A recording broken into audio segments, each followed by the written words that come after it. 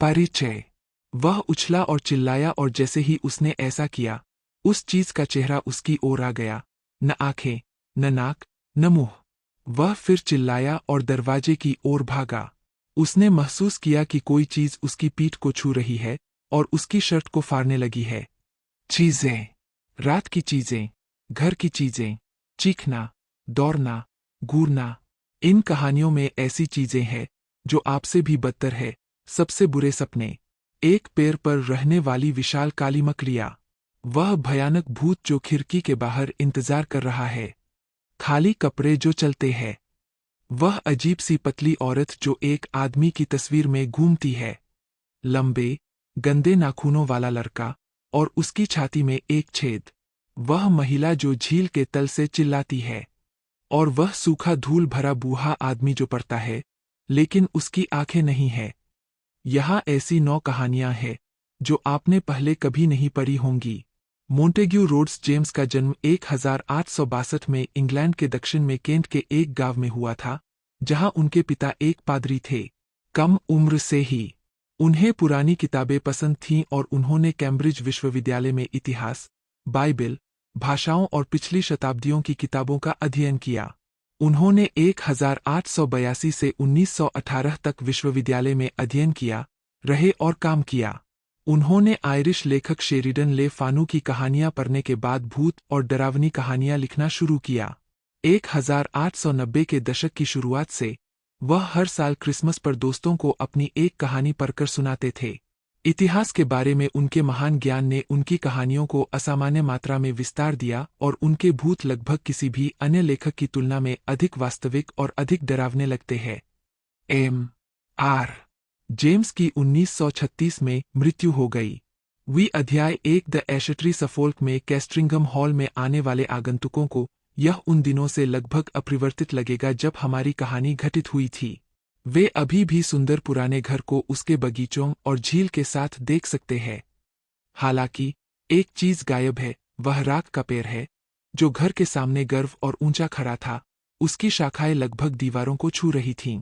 यह कहानी 1690 में एक अजीब, अकेली बूढ़ी औरत, श्रीमती मदरसोल से शुरू होती है, जिसे डायन होने का दोषी पाया गया था। उस समय कैस्ट्रिंघम हॉल के मालिक सर मैथ्यू फेल ने बताया कि कैसे वह हर बार पूर्णिमा होने पर उनके शयनकक्ष के बाहर राख के पेड़ पर चढ़ जाती थी। उन्होंने कहा कि वह आमतौर पर पेड़ के हिस्सों को काटने के लिए एक अजीब चाकू रखती थी और वह खुद से बात करती थी। एक बार उसने उसके घर का पीछा किया, लेकिन वह गायब हो गई और जब उसने उसके घर का दरवाजा खटखटाया, तो वह अपने रात के कपड़ों में नींद से भरी हुई नीचे आई। वह और गांव वाले इस बात पर सहमत हुए कि यह निश्चित है कि उसने ये काम जादू से किया था और इसलिए उसे फांसी पर लटका दिया गया। मरने से पहले वह लड़ी और चिल्लाई और उसके आखिरी अजीब शब्द थे, हॉल में मेहमान होंगे। फांसी के बाद सर मैथ्यू को असहज और दोषी महसूस हुआ और उन्होंने अपने दोस्त पादरी को अपनी चिंताओं के बारे में बताया। आपने सही काम किया, सर मैथ्यू, पादरी के बुद्धिमान शब्द थे। मुझे यकीन है कि वह एक खतरनाक महिला थी। सर मैथ्यू को खुशी महसूस हुई। उस शाम सर मैथ्यू और पादरी कैस्ट्रिंघम हॉल के बगीचों में टहलने गए। वह पूर्णिमा की रात थी। जब वे घर लौट रहे थे, सर मैथ्यू ने बड़े आश्चर्य से राख के पेड़ की ओर इशारा किया। वह किस तरह का जानवर है जो राख के पेड़ के नीचे भाग रहा है? यह बहुत अजीब लग रहा है। पादरी ने केवल एक पल के लिए चलते हुए जानवर को देखा, लेकिन उसने सोचा कि उसके 4 से अधिक पैर है।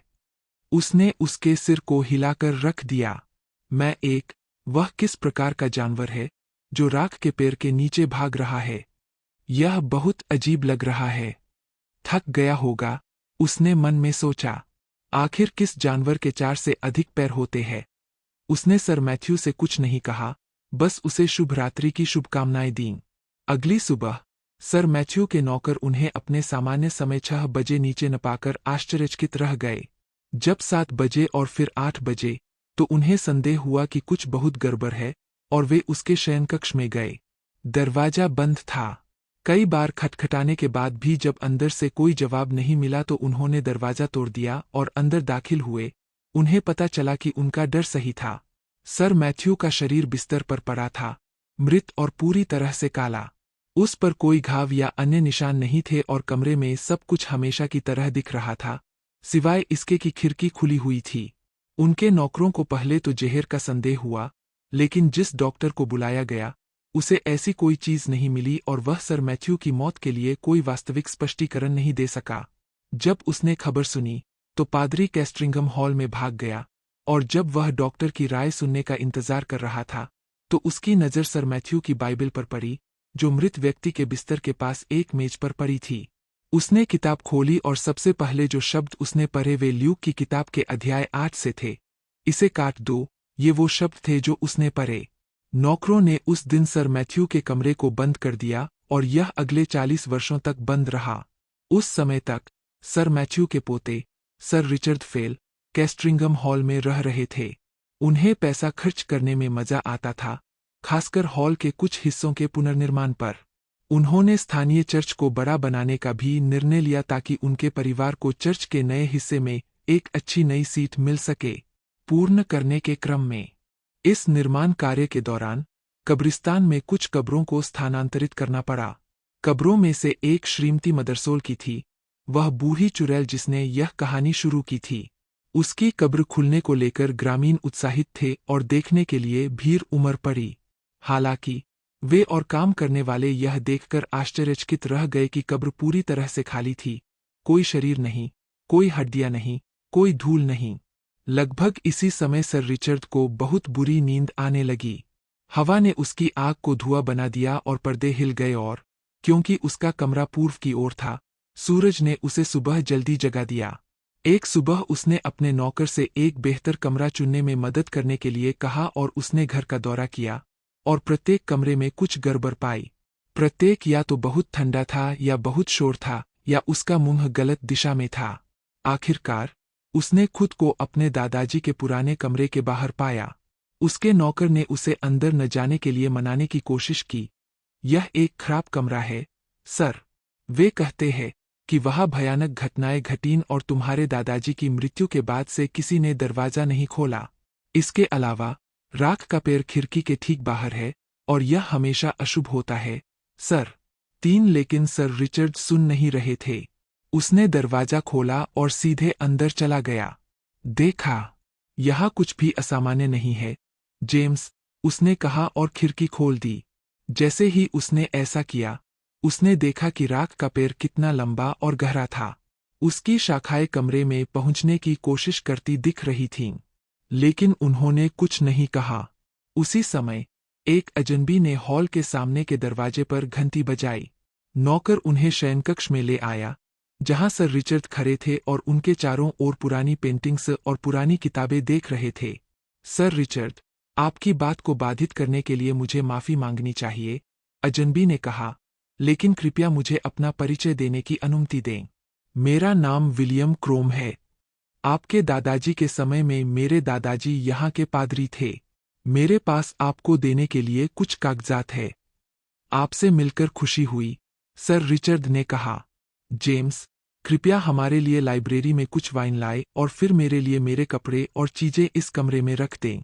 मैं भविष्य में यही सोऊंगा। जब वह लाइब्रेरी में विलियम क्रोम के साथ एक गिलास वाइन पी रहे थे, सर रिचर्ड ने कागजात पर नजर डाली, जिनमें से कई उनके दादा के थे। उनमें से उन्हें सर मैथ्यू की रहस्यमय मौत के दिन के बारे में पुराने पादरी द्वारा बनाए गए नोट्स मिले। ठीक है, सर रिचर्ड ने धीरे से हंसते हुए कहा।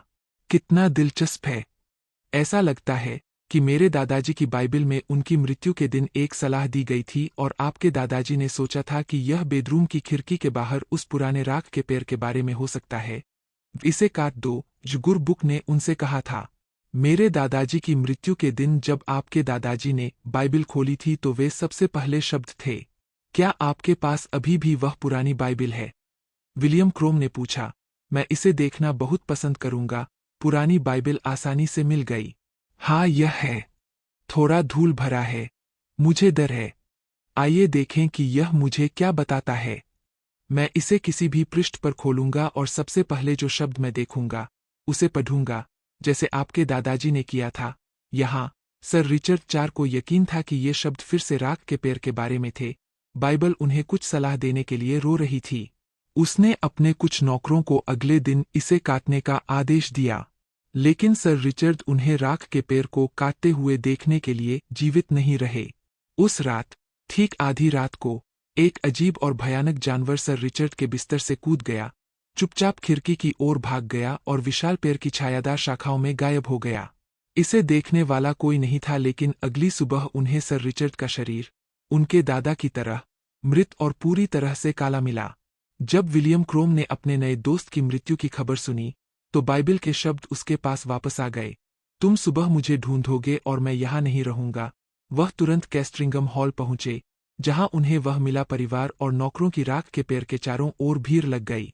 सर रिचर्ड के आखिरी आदेश थे कि हमें इस पेड़ को काट देना चाहिए, जेम्स ने समझाया, और फिर शांत स्वर में वह बोला, और उस पेड़ के बारे में कुछ बहुत अजीब है सर। बहुत अजीब।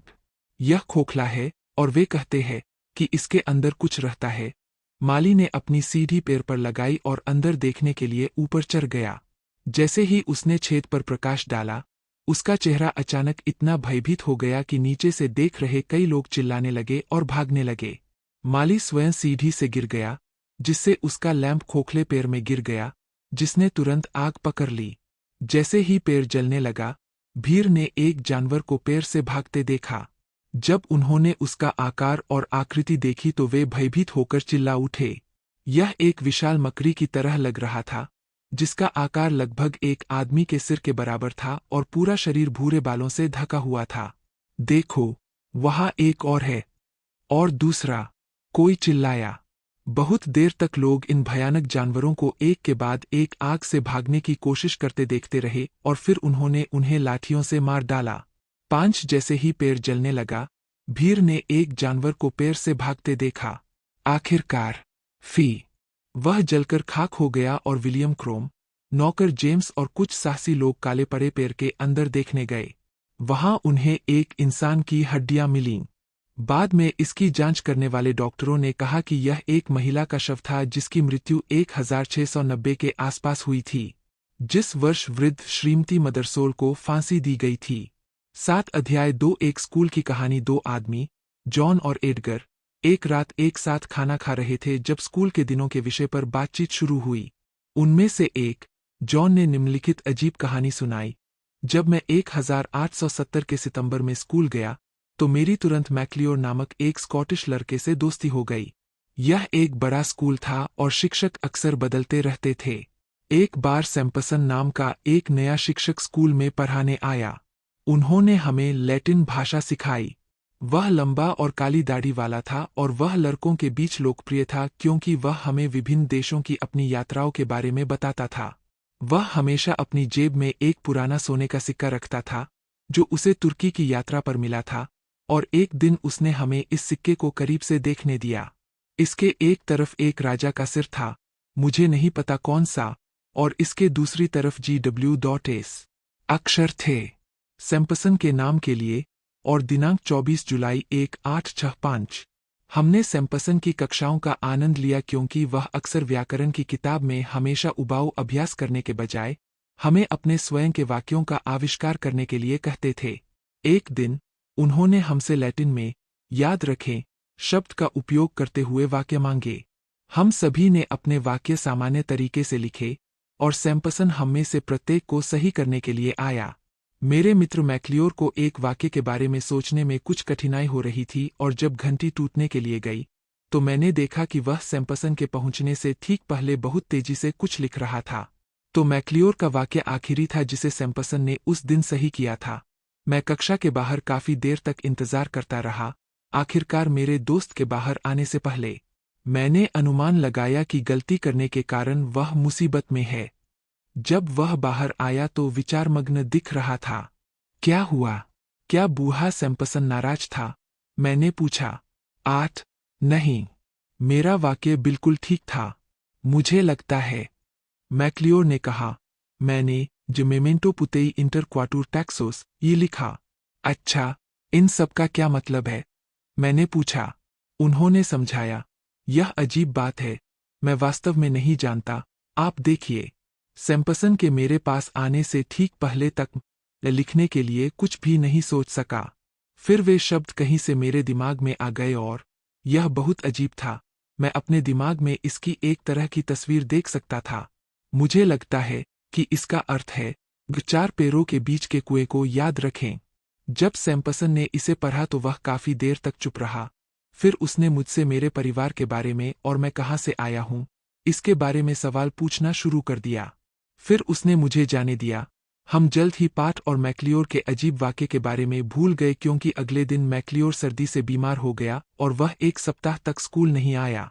लगभग 1 महीने तक कुछ नहीं हुआ, जब तक कि एक दिन हम फिर से सैम्पसन के लिए लैटिन वाक्य नहीं लिख रहे थे। इस बार हमें उन्हें कागज के टुकड़ों पर लिखकर सुधार के लिए उन्हें देना पड़ा।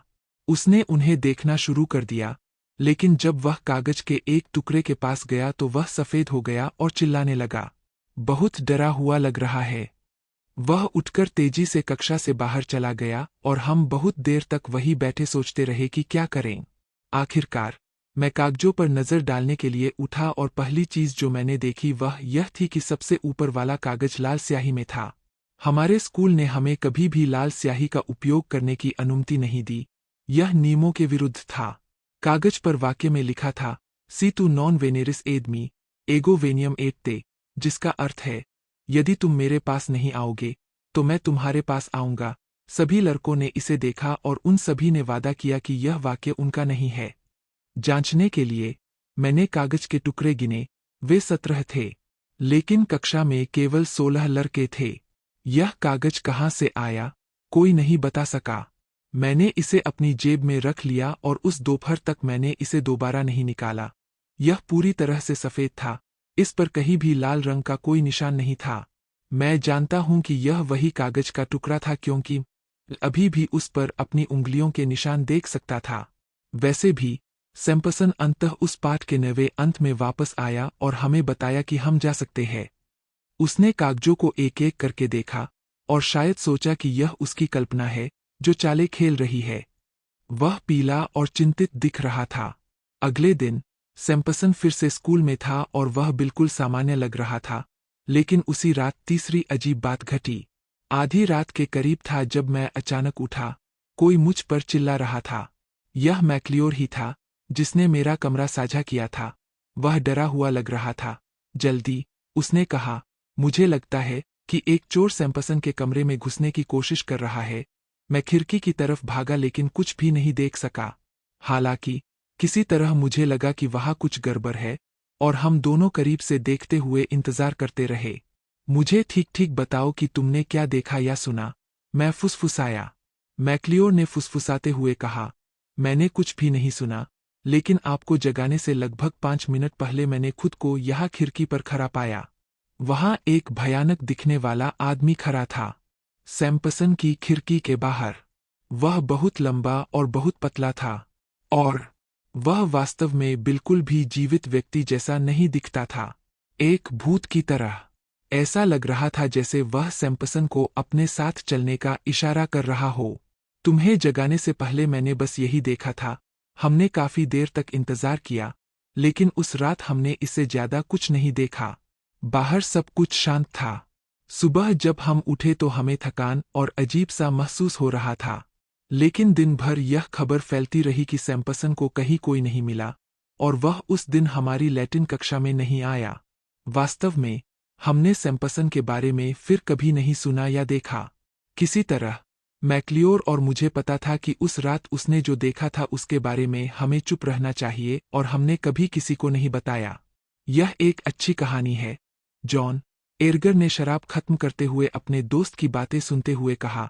बहुत अच्छा था, लेकिन अब मुझे सचमुच अपने घर जाना होगा। मुझे आशा है कि रास्ते में मुझे कोई अजीब, दुबला-पतला आदमी नहीं मिलेगा। दोनों व्यक्ति हंसे, हाथ मिलाया और अपने अपने रास्ते चले गए। लगभग 1 साल बाद जॉन की कहानी सुनने वाला एडगर अपने एक अन्य दोस्त से मिलने आयरलैंड गया, जो पुराने 10। वहाँ सैम्पसन की खिड़की के ठीक बाहर एक भयानक दिखने वाला आदमी खड़ा था। एक शाम उसका मेजबान विभिन्न पुरानी चीजों से भरे एक बक्से में चाबी ढूंढ रहा था जो उसे चाहिए थी। अचानक उसने बक्से से एक छोटी सी वस्तु निकाली और उसे ऊपर उठा लिया। इस पर एक नज़र डालें, एडगर। आप क्या सोचते हैं, यह क्या है? उसने पूछा। वह एक पुराना सोने का सिक्का था जिसके सामने एक राजा का सिर बना हुआ था। एडगर ने करीब से देखा। तुम्हें यह कहाँ से मिला? उसने धीरे से पूछा। खैर, यह काफी दिलचस्प कहानी है, उसके दोस्त ने कहना शुरू किया। 1 या 2 साल पहले हम बगीचे के कोने में उस क्षेत्र पर काम कर रहे थे। क्या आप देख सकते हैं? 4 पेड़ों के बीच। पेड़ों के ठीक बीच में हमें एक पुराना कुआं मिला और उसके तल पर आप कभी अनुमान नहीं लगा पाएंगे कि हमें क्या मिला। हाँ, मैं करूंगा। क्या संयोग से यह एक शव था? एडगर ने पूछा। उसका दोस्त हैरान था। हाँ, यह था। वास्तव में हमें 2 शव मिले। उनमें से एक ने अपनी बाहें दूसरे के चारों ओर कस रखी थीं। वे शायद 30 साल या उससे अधिक समय से वहां थे। बहरहाल, हमने उन्हें बाहर निकाला और उनमें से एक की जेब में हमें यह पुराना सिक्का मिला। तुर्की या कहीं और से, जैसा कि लग रहा था। इसके पीछे भी कुछ है। क्या आप देख सकते हैं कि यह क्या कहता है? हाँ, मुझे लगता है कि मैं कर सकता हूं, एडगर ने कहा। ऐसा लगता है कि ये अक्षर GW.S और तारीख 24 जुलाई 1865। 12 अध्याय 3 the curtains, the diary of mister Pointer से मिस्टर जेम्स डेंटन के जीवन में सबसे बड़ा प्यार किताबें थीं, सबसे ज्यादा पुरानी किताबें। उसका संग्रह हर साल बड़ा होता गया, लेकिन वह अपनी मौसी के घर में रहता था और वह इस बात से बहुत खुश नहीं थी। मिस्टर डेंटन एक दिन नए घर के लिए फर्नीचर खरीदने के लिए लंदन में थे, जिसे वह और उनकी चाची बना रहे थे, और वह पर्दे चुनने के लिए एक दुकान पर जा रहे थे। संयोगवश उसका रास्ता उसे लंदन की सबसे अच्छी किताबों की दुकानों में से एक के पास ले गया, और वह खुद को अंदर जाने से नहीं रोक सका, केवल एक नज़र डालने के लिए, जैसा कि उसने खुद से कहा था। वह बस दुकान के चारों ओर घूम रहा था, सभी अलग अलग पुस्तकों को देख रहा था। जब उसने इंग्लैंड के जिस हिस्से से वह आया था, उस हिस्से की पुस्तकों का एक छोटा संग्रह देखा। वारविकशायर। उन्होंने अगला आधा घंटा इन्हें देखते हुए बिताया और अंत में एक ऐसी चीज खरीदने का फैसला किया जिसमें उनकी वास्तव में रुचि थी, जिसे the diary of mister Pointer I-710 कहा जाता था। उसने किताब के लिए भुगतान किया और फिर, अपनी घड़ी को देखते हुए, उसे एहसास हुआ कि वारविकशायर वापस जाने वाली उसकी ट्रेन छूटने से पहले उसके पास बहुत कम समय था और उसे स्टेशन की ओर भागना होगा। उसने अभी-अभी ट्रेन पकड़ी है। उस रात उनकी चाची ने उनसे उनकी लंदन यात्रा के बारे में सवाल किया और फर्नीचर के बारे में सुनने में बहुत दिलचस्पी ली जो जल्द ही आने वाला था। उसके भतीजे ने सब कुछ विस्तार से बताया, लेकिन फिर भी वह संतुष्ट नहीं हुई। और पर्दों के बारे में क्या, जेम्स? उसने पूछा। क्या आप गए थे? अचानक जेम्स को याद आया। ओह डियर, उन्होंने कहा। डायल एक ऐसी चीज है जो मुझे याद आ गई। मुझे माफ कीजिए। आप देखिए, मैं संयोगवश वहां जा रहा था। मैं रॉबिन्स से आगे निकल गया। मुझे उम्मीद है किताब की दुकान रॉबिन्स नहीं है, उसकी चाची चिल्लाई। मुझे यह मत बताओ कि तुमने और भी भयानक पुरानी किताबें खरीदी है, जेम्स। ठीक है, केवल एक, उसने थोड़ा दोषी महसूस करते हुए कहा, और यह बहुत दिलचस्प है, किसी ऐसे व्यक्ति की डायरी जो रहता था यहाँ से ज्यादा दूर नहीं। लेकिन वह देख सकता था कि उसकी चाची सचमुच सुन नहीं रही थी। आप अगले गुरुवार से पहले दोबारा लंदन नहीं जा सकते, वह कह रही थी। और वास्तव में, जेम्स, जब तक हम पर्दों पर फैसला नहीं कर लेते, हम कुछ भी नहीं कर सकते। सौभाग्य से, उसने उसके तुरंत बाद बिस्तर पर जाने का फैसला किया और जेम्स अपनी नई किताब के साथ अकेले रह गए थे, जिसे उन्होंने सुबह के शुरुआती घंटों तक पढ़ा। डक्स ट्यून पर रोजमर्रा की जिंदगी की कहानियों वाली यह डायरी उन्हें बहुत दिलचस्प लगी।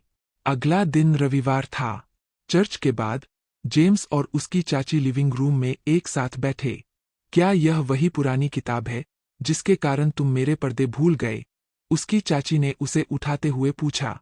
ठीक है, यह बहुत अच्छा नहीं लगता। मिस्टर पोइंटर की डायरी। लेकिन उसने किताब खोली और कुछ पन्ने देखे। अचानक, उसे बहुत आश्चर्य हुआ। उसने कुछ दिलचस्पी दिखानी शुरू कर दी। यह देखो, जे एम्स, उसने कहा। क्या यह प्यारा नहीं है? यह कागज का एक छोटा सा टुकड़ा था जो डायरी के एक पन्ने पर चिपका हुआ था। उस पर घुमावदार रेखाओं से बना एक सुंदर चित्र था जिसने किसी तरह सबका ध्यान खींचा। ठीक है, अगर आपको यह इतना पसंद है तो हम इसे पर्दों के लिए कॉपी क्यों नहीं करवा लेते, उसने सुझाव दिया, उम्मीद करते हुए कि वह लंदन में एक दिन पहले की उसकी बुरी यादों के लिए उसे माफ कर देगी। उसकी चाची सहमत हो गई और अगले ही दिन जेम्स कागज के टुकड़े को नजदीकी शहर की एक कंपनी में ले गया, जो इसकी नकल करने और इससे पर्दे बनाने के लिए सहमत हो गई। लगभग 1 महीने बाद जेम्स को काम का निरीक्षण करने के लिए बुलाया गया और वह परिणाम से बेहद प्रसन्न हुआ। क्या यह कठिन काम था? उसने मैनेजर से पूछा। ज्यादा मुश्किल नहीं है सर, लेकिन सच कहूं तो जिस कलाकार ने यह काम किया था वह इससे बहुत नाखुश था। उसने कहा कि ड्राइंग में कुछ गड़बड़ है। सर, जेम्स विचारशील था, लेकिन फिर भी उसने पर्दों के लिए रंगों का चयन किया और फिर घर लौट आया। हालांकि A14 जेम्स तुरंत बिस्तर पर नहीं जाना चाहता था और अपने कमरे में आग के पास कुर्सी पर बैठकर पढ़ रहा था। कुछ हफ्ते बाद पर्दे तैयार हो गए और एक आदमी उन्हें नए घर के कई कमरों में टांगने आया, जिनमें से एक जेम्स का शयन कक्ष था। उस रात उसने पाया कि वह उन्हें देखना बंद नहीं कर सका और हालांकि वह एक शांत रात थी, उसे लगभग यकीन था कि पर्दे हिल रहे थे और कोई उनके पीछे से उसे देख रहा था।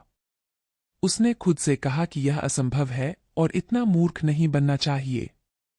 उन्होंने खुद को समझाया कि यह प्रभाव पर्दों पर घुमावदार रेखाओं के कारण हुआ था, जो बिल्कुल लंबे, घुंघराले काले बालों की तरह दिखते थे। अगले दिन जेम्स का एक दोस्त रहने आया और रात के खाने के बाद वे देर तक बैठे, बातें करते और हंसते रहे। आखिरकार उन्होंने बिस्तर पर जाने का फैसला किया और जेम्स ने अपने दोस्त को अतिथि कक्ष दिखाया, जो उसके कमरे के ठीक बगल में था। हालांकि जेम्स तुरंत बिस्तर पर नहीं जाना चाहता था और अपने कमरे में 15 आग के पास कुर्सी पर बैठकर पढ़ रहा था। वह कुछ मिनटों के लिए सो गया और जब वह उठा तो उसे एहसास हुआ कि उसके साथ कमरे में कुछ है। अपना हाथ बाहर निकालते हुए उसे बालों से ढका हुआ कुछ महसूस हुआ और उसने सोचा कि यह उसका कुत्ता है, जो हमेशा हर जगह उसका पीछा करता है। आप यहां अंदर कैसे आए? मुझे लगा कि मैंने तुम्हें नीचे छोड़ दिया है, उसने नीचे देखते हुए कहा। वह यह देखकर भयभीत हो गया कि यह उसका छोटा कुत्ता नहीं, बल्कि लगभग इंसान जैसा कुछ था। वह उछला और चिल्लाया और जैसा उसने किया, चीज का चेहरा उसकी ओर आया, न आंखें, न नाक, न मुंह, केवल बाल। वह फिर से चिल्लाया और दरवाजे की ओर भागा, लेकिन इतना डरा हुआ था कि वह दरवाजा नहीं खोल सका। उसने महसूस किया कि वह चीज उसकी पीठ को छू गई और उसकी शर्ट को फाड़ने लगी। आखिरकार दरवाजा खुला और वह घबराकर और तेज सांसें लेते हुए अपने दोस्त के कमरे में भाग गया। घोंसला सुबह, जल्दी। जेम्स अपने भयानक अनुभव को भूलने की कोशिश करने के लिए कुछ दिनों के लिए समुद्र के किनारे चला गया। वह अपने साथ द डायरी ऑफ मिस्टर पोयंटर ले गए। वह पृष्ठ पर पिन किए गए पैटर्न के बारे में कुछ भी जानने के लिए इसे फिर से ध्यान से पढ़ना चाहता था। जब उसने किताब के उस हिस्से की ओर देखा तो पाया कि वहां कागज के कई टुकड़े एक के ऊपर एक चिपके हुए थे। उन्होंने सावधानी पूर्वक पहले 2 को निकाला और यह कहानी पाई, जो 1707 में मिस्टर पोयंटर द्वारा लिखी गई थी।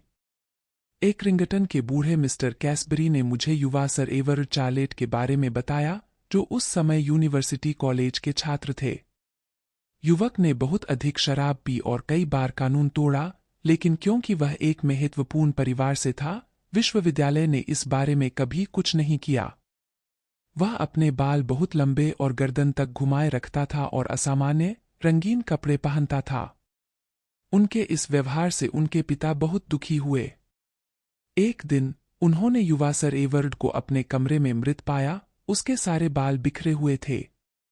कोई भी यह नहीं बता सका कि उनकी मृत्यु क्यों और कैसे हुई, लेकिन सबसे अजीब बात यह थी कि उनकी मृत्यु के अगले दिन शरीर पूरी तरह से गायब हो गया और उनके कमरे के फर्श पर केवल लंबे, घुंघराले काले बालों का ढेर रह गया। उनके पिता ने इनमें से कुछ बाल 16 अपने पास रखे थे और उनके चित्र बनाए थे, जिनमें से एक भाग को मैंने इस पृष्ठ पर पिन किया है। यह पर्दे के पीछे की अजीब कहानी है। घर लौटने से पहले जेम्स डेंटन ने अपने नौकरों को उन सभी को नीचे ले जाने और जलाने का आदेश दिया। 17 अध्याय 4 मक्खिया इन इवनिंग एंटरटेनमेंट से। यदि आप सड़क के अंत में कोलिन के घर के पीछे जाते हैं तो बाईं ओर आपको कुछ पुराने फलों के पेड़ों वाला एक मैदान दिखाई देगा। वहां एक छोटा सा घर हुआ करता था जहां डेविस नाम का एक आदमी रहता था। वह बहुत ही शांत स्वभाव का व्यक्ति था जिसके पास जीवनयापन के लिए पर्याप्त धन था। वह खेतों पर काम नहीं करता था, लेकिन वह हमेशा बाजार के दिनों में शहर जाता था। एक दिन एक युवक उसके साथ बाजार से वापस आया। वह युवक पीला और पतला था और वह बहुत कम बोलता था। वह मिस्टर डेविस के साथ रहता था और कोई नहीं जानता था कि वह घर के काम में मदद करता था या मिस्टर डेविस उसके शिक्षक थे। लेकिन लोग बात करते थे और आश्चर्य करते थे कि वे हमेशा एक साथ क्यों चल रहे थे, जल्दी और देर से, ऊपर पहाड़ियों पर और नीचे जंगल में। उन्हें संदेह था कि दोनों व्यक्ति जादू से खेल रहे थे और कोई भयानक साजिश रच रहे थे। महीने में एक बार जब चांद पूरा हो जाता था, वे एक जगह पर जाते थे। वह पहाड़ी जहां पुराने पत्थरों और चट्टानों के ढेर हैं, और वे पूरी रात वहीं रुके रहे। किसी ने एक बार मिस्टर डेविस से पूछा कि वह आधी रात को इतनी अंधेरी, सुनसान जगह पर क्यों गए। श्री डेविस ने मुस्कुराते हुए उत्तर दिया, मुझे पुरानी जगहें पसंद हैं। वे मुझे अतीत की याद दिलाते हैं। और गर्मी की रात में हवा खूबसूरत होती है। आप चांदनी रात में मीलों तक पूरे ग्रामीण इलाकों को देख सकते हैं। लेकिन श्री डेविस के युवा मित्र ने बेरहमी से कहा, हम नहीं चाहते कि अन्य लोग हमारे पास हों। हम बस एक दूसरे से बात करना चाहते हैं। मिस्टर डेविस अपने युवा मित्र की अशिष्टता से नाराज दिखे और उन्होंने विनम्रता से समझाया, लोग कहते हैं कि उन पुराने पत्थरों के नीचे शव हैं, मृत सैनिकों के शव हैं। मैं जानता हूं कि जब किसान यहाँ खेतों में काम कर रहे होते हैं तो उन्हें कभी कभी पुरानी हड्डियां और बर्तन मिल जाते हैं। मैं इस बारे में और जानना चाहता हूं कि वे लोग कैसे रहते थे और उनके देवता कौन थे। मुझे लगता है कि वे शायद जादू का अभ्यास करते थे। फिर सितंबर की एक सुबह 18 तारीख को कुछ भयानक हुआ। एक खेत मजदूर को बहुत सुबह, जब अभी भी अंधेरा था, पहाड़ी की चोटी पर जंगल की ओर जाना पड़ा। कुछ दूरी पर उसे एक आकृति दिखाई दी जो सुबह के कोहरे में किसी आदमी की तरह दिख रही थी। जैसे ही वह पास आया तो उसने देखा कि वह एक आदमी था। यह मिस्टर डेविस का दोस्त था, मृत, एक पेड़ से लटका हुआ। उसके पैरों के पास एक चाकू था जो खून से लथपथ था। बेचारा खेत मजदूर घबरा गया और पहाड़ी से नीचे गांव की ओर भाग गया। उसने कुछ ग्रामीणों को जगाकर भयानक दृश्य के बारे में बताया और कुछ लोग शव को नीचे लाने के लिए घोड़े के साथ पहाड़ी पर वापस चले गए। उन्होंने तुरंत एक युवा लड़के को श्री डेविस के घर भेजा, यह देखने के लिए कि क्या वह घर पर है, क्योंकि निश्चित रूप से उन्हें संदेह था कि वह हत्यारा था। जब उन्होंने उस युवक के शरीर को पेड़ से काटा तो वे यह देखकर आश्चर्यचकित रह गए कि उसने जो कपड़े पहने थे वे सभी काले थे, जैसे वे कपड़े जो कई शताब्दियों पहले पादरी पहनते थे। जब पुरुषों का घोड़ा पेड़ और मृत युवक के पास आया तो वह चिल्लाया और भागने की कोशिश की, लेकिन पुरुष उसे पकड़ने में सफल रहे और वे अंततः भयभीत घोड़े की पीठ पर शव के साथ गांव वापस आ गए। गांव में उन्होंने एक युवा लड़के को मुख्य सड़क पर खड़ा पाया, जिसके आसपास कई महिलाएं खड़ी थीं। वह कागज की तरह सफेद था और एक शब्द भी नहीं बोलता था। जब लोगों ने मिस्टर डेविस के घर की ओर बढ़ने की कोशिश की तो घोड़ा फिर से बहुत भयभीत हो गया। वह सड़क पर रुक गया और आगे नहीं बढ़ा। तभी अचानक वह मुड़ा और भागने की कोशिश की और मृत युवक का शरीर पीठ के बल से सड़क पर गिर गया। घोड़े को खून की गंध आ सकती थी। वे युवक के शव को श्री डेविस के घर ले गए और जब उन्होंने दरवाजा खोला तो उन्होंने देखा कि उस गरीब युवा लड़के ने क्या देखा था।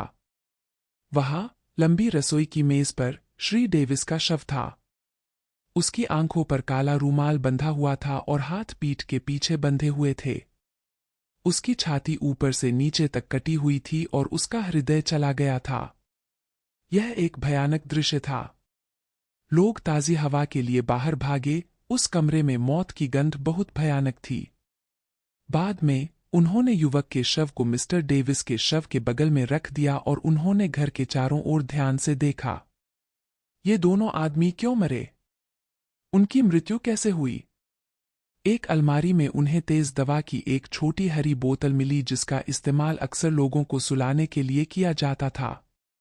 मुझे लगता है कि उस युवक ने मिस्टर डेविस को सुलाने के लिए इनमें से कुछ सामान दिया था, एक आदमी ने बोतल को देखते हुए सुझाव दिया, और फिर उसे मार डाला। अच्छाई जानती है क्यों? शायद उसे अपने जादू के लिए डेविस के दिल की जरूरत थी।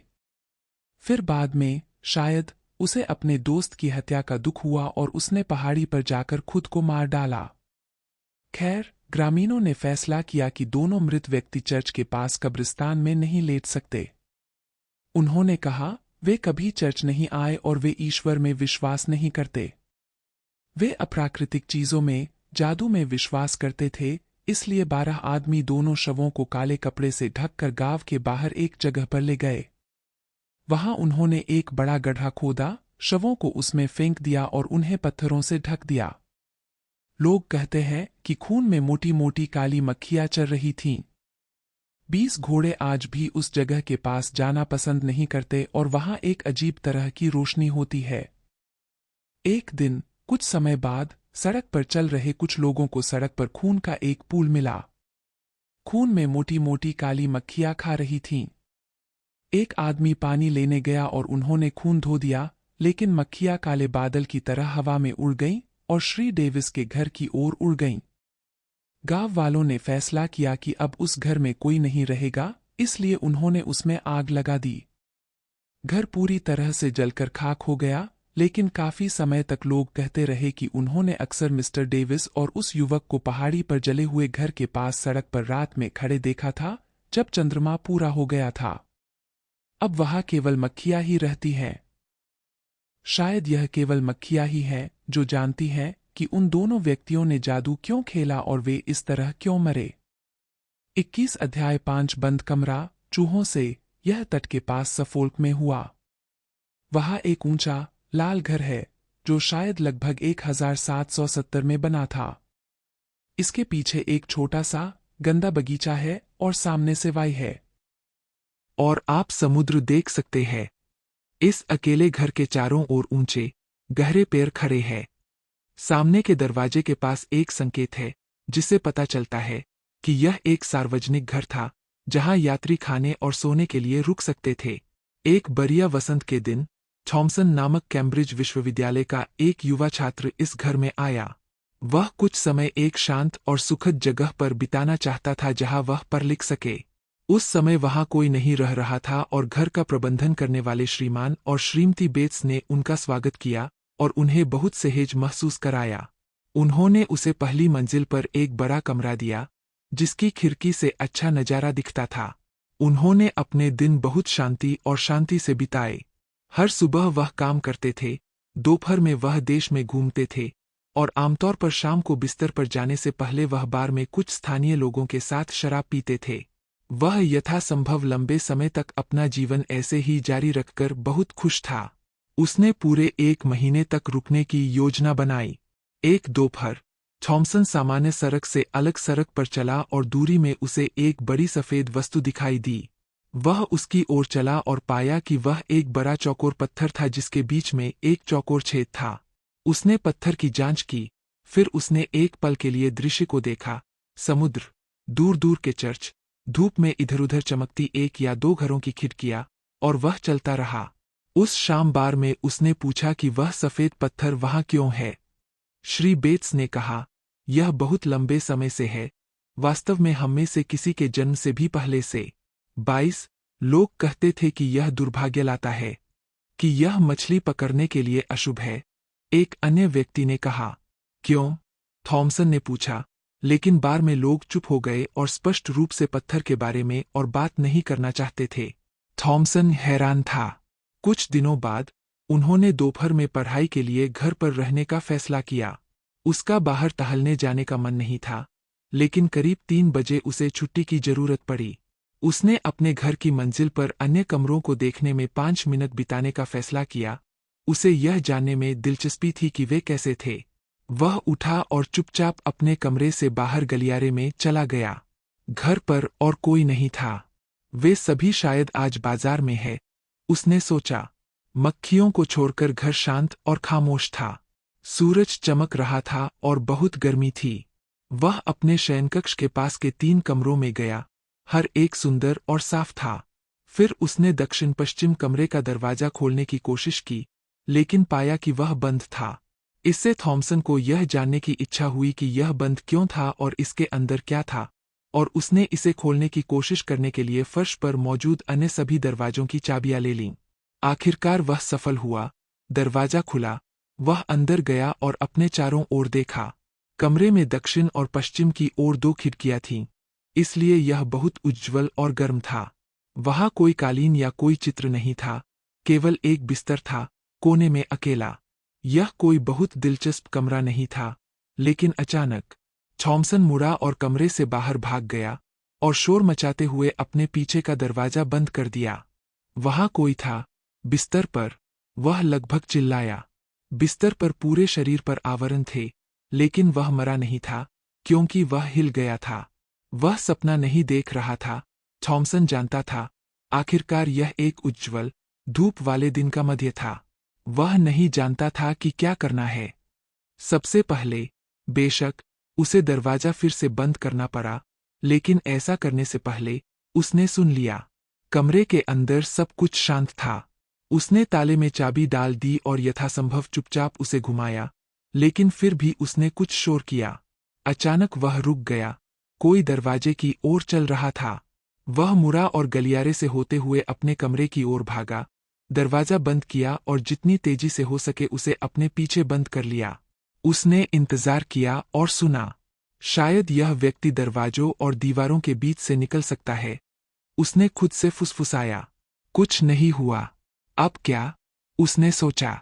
उनका पहला विचार जितनी जल्दी हो सके घर छोड़ने का था, लेकिन अगर उन्होंने अपनी योजना बदल दी, तो मिस्टर और मिसेज बेट्स को पता चल जाएगा कि कुछ गड़बड़ है। इसके अलावा, अगर उन्हें पहले से ही बंद कमरे में मौजूद व्यक्ति के बारे में पता था लेकिन फिर भी वे घर में रहते थे, तो निश्चित रूप से उनके लिए डरने की कोई बात नहीं थी। शायद रुकना और कुछ न कहना बेहतर होगा। यह करना सबसे आसान काम था। थॉमसन वहां 1 और सप्ताह तक रहा और हालांकि वह फिर कभी दरवाजे के पास नहीं गया, वह अक्सर गलियारे में रुकता था और सुनता था, लेकिन वहां केवल सन्नाटा था। उसने गांव में किसी से भी बंद कमरे के बारे में नहीं पूछा क्योंकि वह बहुत डरता था, लेकिन सप्ताह के अंत में वह बंद कमरे में मौजूद व्यक्ति के बारे में और अधिक सोचने लगा और अंततः उसने इससे पहले कि वह और अधिक पता लगाए, निर्णय लिया। बाएं। उसने एक योजना बनाई। वह अगले दिन 4 बजे की ट्रेन से निकल जाएगा और जब घोड़ा अपने बैग के साथ बाहर इंतजार कर रहा होगा, वह ऊपर जाएगा और कमरे में एक आखिरी बार सरसरी निगाह डालेगा। यह हुआ था। उसने मिस्टर बेट्स को भुगतान किया, बैग घोड़े पर रखा, मिसेज बेट्स को धन्यवाद दिया और कहा, मैं यह सुनिश्चित करने के लिए ऊपर की ओर आखिरी बार देखूंगा कि मेरे पास मेरी सारी चीजें हैं। फिर वह सीढ़ियों से ऊपर भागा और दरवाजा खोला। कमरा यथासंभव शांति से रखें। वह लगभग घृणित। यह बिल्कुल भी वास्तविक व्यक्ति नहीं है। मैं कितना बेवकूफ हूं। यह सिर्फ पुराने कपड़ों का ढेर है, उसने सोचा। वह जाने के लिए मुड़ा, लेकिन अचानक उसके पीछे कुछ हिल गया। वह तेजी से मुड़ा और देखा कि पुराने कपड़ों का ढेर उसकी ओर आ रहा है। उसकी जैकेट के सामने एक चाकू फंसा हुआ है और उसकी शर्ट से खून सूख रहा है। उसने दरवाजा खोला और कमरे से बाहर निकल गया। 24 वह जाने के लिए मुड़ा, लेकिन अचानक उसके पीछे कुछ हिल गया और सीढ़ियों से नीचे। फिर वह गिर गया और सब कुछ काला पड़ गया। जब उसकी आंख खुली, मिस्टर बेट्स एक गिलास में तेज पेय लेकर उसके ऊपर खड़े थे। वह नाराज लग रहा था। आपको ऐसा नहीं करना चाहिए था, मिस्टर थॉमसन, सर। हमने आपके साथ इतना अच्छा व्यवहार किया, उसके बाद ऐसा करना एक बेवकूफ़ी भरी बात थी। आप उस कमरे में क्यों देखना चाहते थे? यदि आप लोगों को बताएंगे कि आपने क्या देखा है, तो कोई भी इस घर में रहना नहीं चाहेगा, उन्होंने कहा। मुझे माफ करें, मैं बस जानना चाहता था, बस इतना ही, थॉमसन ने कहा। मैं किसी को नहीं बताऊंगा, मैं वादा करता हूं। इसलिए, उनके जाने से पहले, मिस्टर और मिसेज बेट्स ने उन्हें वह बताया जो वे जानते थे। लोग कहते हैं कि बहुत समय पहले यहाँ एक धनी सज्जन रहते थे। एक शाम वह गांव में घूम रहा था, तभी लोगों के एक समूह ने उस पर हमला कर दिया। वे उसके पैसे चुराना चाहते थे। उन्होंने उसे उस बड़े सफेद पत्थर पर पकड़ लिया जिसे तुमने उस समय देखा था जब तुम उस दिन बाहर घूम रहे थे, और उन्होंने उसे चाकू से मार डाला। फिर उन्होंने उसके शव को समुद्र में फेंक दिया। बाद में गांव के कुछ लोगों ने उस पत्थर को गांव से दूर हटा दिया। उन्होंने कहा कि तट के इस हिस्से की मछलियां इसके करीब नहीं आएंगी। आप देखिए, मछुआरे कुछ भी नहीं पकड़ रहे थे। हमसे पहले जो लोग इस घर में रहते थे, उन्होंने हमसे कहा कि उस शयनकक्ष को बंद कर दे, लेकिन उसमें बिस्तर छोड़ दे, क्योंकि उस सज्जन का भूत शायद फिर से घर में आकर सोना चाहेगा। जब से हम यहाँ आए हैं, आप उसे देखने वाले पहले व्यक्ति हैं। वह हमारे लिए कभी कोई समस्या नहीं रहा, लेकिन कृपया किसी को मत बताना, उन्होंने दोहराया। हम नहीं चाहते कि इस घर में लोग भूतों के बारे में बात करें। वह मेरे परिवार के साथ रहने आया था। मैं ही वह व्यक्ति था जिसने उसे उसका शयनकक्ष दिखाया था। जब हम बेडरूम के दरवाजे पर पहुंचे तो उसने बहुत जोर से दरवाजा खोला और बाहर ही रुक गया। वह 1 मिनट तक वहां खड़ा रहा और अंदर जाने से पहले कमरे के हर कोने का ध्यानपूर्वक निरीक्षण किया। फिर उसे याद आया कि मैं वहां खड़ा था और उसने कहा, ओह, मुझे क्षमा करें मेरे प्रिय, लेकिन एक बार मेरे साथ कुछ बहुत अजीब हुआ था। और उसने मुझे वह कहानी सुनाई जो मैंने अभी आपको सुनाई है। 27 अध्याय 6 द पेंटिंग ऑफ अंगली हॉल द मेजोटिन से श्री एस विलियम्स चित्रों के संग्रहकर्ता थे और उनकी विशेष रुचि पुराने अंग्रेजी देहाती घरों, अंग्रेजी चर्चों और देहाती कस्बों की तस्वीरों में थी। एक दिन उन्हें मिस्टर ब्रिटनॉल की दुकान से एक मूल्य सूची मिली, जहां से वे अक्सर पेंटिंग खरीदते थे। सूची के साथ स्वयं श्री ब्रिटनॉल का एक नोट था, जिसमें कहा गया था कि उन्हें लगता है कि पेंटिंग संख्या 978 में श्री विलियम्स की रुचि हो सकती है। हालांकि कीमत काफी अधिक लग रही थी, संख्या 978 के विवरण ने श्री विलियम्स को इसे देखने के लिए उत्सुक कर दिया। उसने तुरंत इसे ऑर्डर करने का फैसला किया।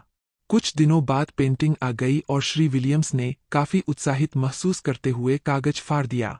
उसे जो मिला वह पिछली सदी के एक बड़े देश के घर की एक साधारण तस्वीर थी। घर में खिड़कियों की 3 पंक्तियां थीं, दोनों ओर ऊंचे ऊंचे पेड़ थे और सामने एक बगीचा था। अक्षर AWF पेंटिंग के एक कोने में थे, शायद कलाकार के नाम के लिए। तस्वीर के पीछे कागज का एक टुकड़ा था जो आधा फटा हुआ था, जिस पर एंग्ली हॉल सेक्स शब्द लिखा हुआ था। वह तस्वीर में कुछ खास नहीं देख सका और समझ नहीं पाया कि मिस्टर ब्रिटनॉल ने क्यों सोचा कि उसे यह पसंद आएगा या कीमत इतनी अधिक क्यों थी। उसने इसे अगले दिन दुकान पर वापस भेजने का फैसला किया। उस शाम एक अच्छा दोस्त जॉन गारवुड विलियम्स के घर आया और पेंटिंग पर ध्यान दिया।